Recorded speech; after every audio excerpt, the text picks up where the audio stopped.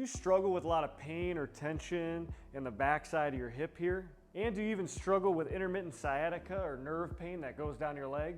Then a tight piriformis muscle may be your problem. In this video, I'm going to show you how to take your piriformis muscle through my proven functional mobility formula. So let's get started. So the first R in the functional mobility formula is recognize. So we want to recognize where our symptoms are first, whether that's pain, tension, or both. And typically you're going to recognize piriformis issues right in the center of your glute, spanning right here on the back side of the hip. Or do you even recognize nerve or sciatica type symptoms on that same side? If yes, then the piriformis may be your problem. The second part is we want to recognize movements or postures that cause our symptoms. So if you have a lot of symptoms on the backside of your hips, do you feel it worsen just going into a squat, a lunge, or do you have a ton of tension when trying to cross one leg over the other? Once you recognize a couple baseline tests, we're going to move on to the next R. The next R is reduce tension. So with a piriformis issue, you're going to have a lot of tension on the back side of the hip here. And to reduce that tension, we're going to do a posterior hip capsule stretch. So from this quadruped position, you're going to bring your tight side foot in front of your opposite knee and pin it there. And then you're going to make sure your femur's pointing towards the ceiling. So if I have to rock a little bit, we want to keep this perpendicular to the ground. And then I'm going to drop down to my forearms. Then I'm going to try to sink my opposite, which will be my right hip here, towards the ground. And this way I'm using the long axis of the femur to really stretch out the backside of this hip. So it's hitting your piriformis, glutes, posterior hip capsule. It doesn't discriminate, which is why I love this stretch to open up the backside of the hips. Now you can hold this for a good 30 to 60 seconds, and you're trying to seek and destroy the tight spots. So I'm kind of moving around here, doing some circumduction or just going around in circles until I hit a line of tension. Ooh, I feel it right there. I'm gonna park it, breathe a couple times, in through the nose, out through the mouth. And as I breathe out, I'm trying to sink my right hip further to the ground, really to expand that backside. Speaking of backside, from the other angle, I'm going to do the opposite side. I'm going to kick my right side in. I'm going to drop down to my forearms here. And then what I'm doing is I'm thinking about sinking my left hip, really trying to open up this space through the backside of the hip here. And like I already mentioned, if you get bored, you can kind of move around in circles, find a tight spot, hold it, breathe in. And then as you breathe out, try to sink further into that. After a good 30 to 60 seconds on each side, we're ready for the next step.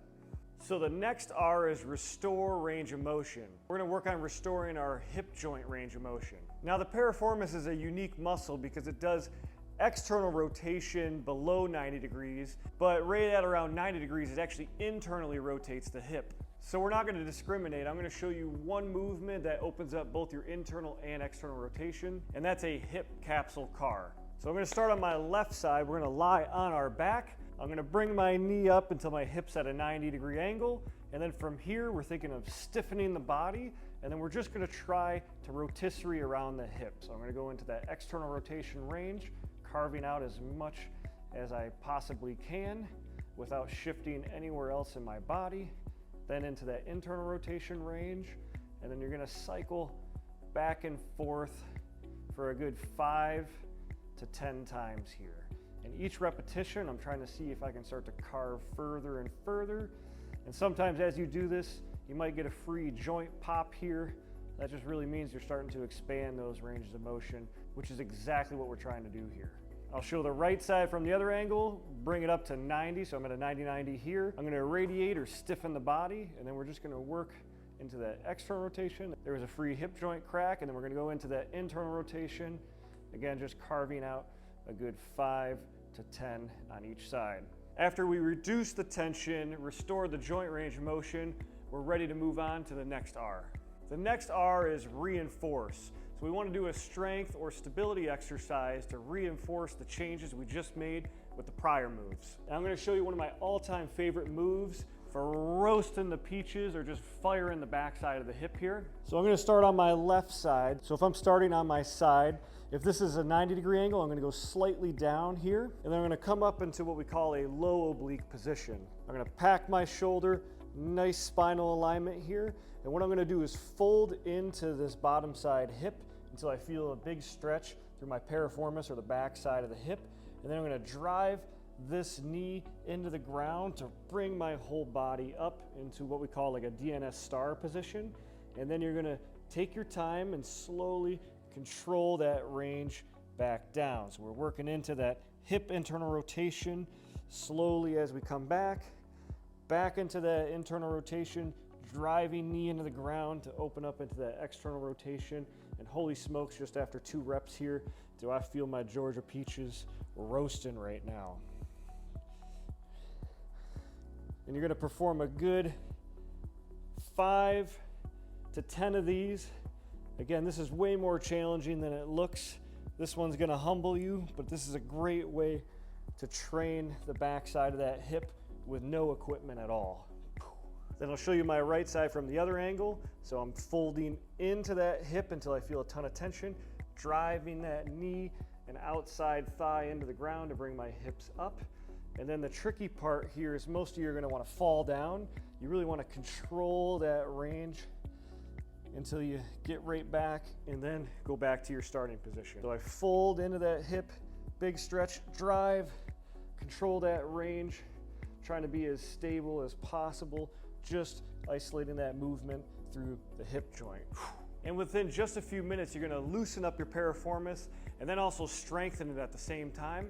And that's going to help give you long-lasting relief. So there's all 4 of the R's in the functional mobility formula, but there is a bonus R that we don't want to forget. And that bonus R is reassess. So if you remember at the beginning, we recognized what our symptoms were. You just want to reassess, how do you feel afterwards? Is there less tension, less pain, less sciatica? If so, then you know this is a really good and efficient routine for you. But more important than the symptoms you're feeling, how's the function afterwards? So for instance, if you have a lot of tension or even pain when going into a squat, and now you can get lower before you feel that, or you can go all the way down with no discomfort. Or when sitting down and you cross one leg over the other, is it less tense and you can get into this range now? If so, then you really know this is a good routine to improve your overall function when it comes to the muscle itself, the joint, but also reinforcing it with some strength. And if your function improves and your symptoms didn't, well, you want to keep improving the function, because a lot of times the symptoms will follow. They just don't both always improve at a 1-to-1 ratio. But if you move better, then you can do more without causing your symptoms. So it's only a matter of time before you start to feel better as well.